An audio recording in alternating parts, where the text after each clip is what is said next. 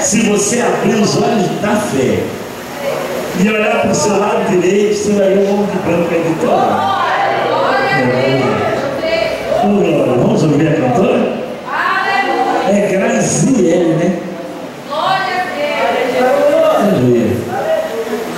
Depois da Graziele cantar, nós vamos ouvir a Adriane, a esposa do Vitor. Mas antes eu esqueci de dar um abraço para a Eloá. Ninguém abraçou a Eloá.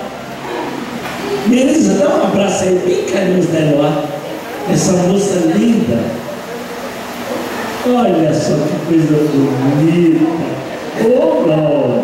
Pronto. Vamos ouvir. Aleluia.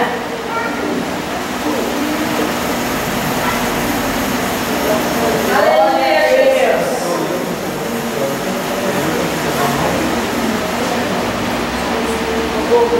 Aleluia, aleluia. Cumprimento os irmãos com a paz do Senhor. Amém. Irmãos, eu já cantei aqui na igreja, né? Mas em outro lugar, né? Estou muito alegre de estar aqui com vocês, adorando o Senhor, né? Porque Ele é digno de toda honra, de toda glória. Né? O Senhor, Ele quer que a tua luz nasça, a tua glória resplandeça sobre nós.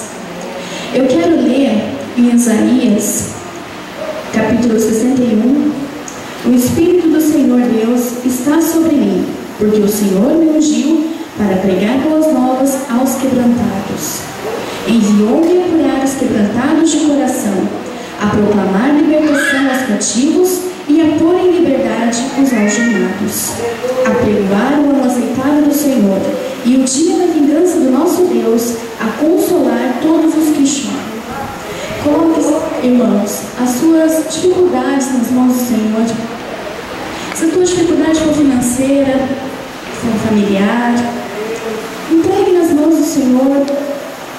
Saúde, mesmo que tudo pareça estar tudo acabado, Deus pode mudar esse quadro. Amém? Amém.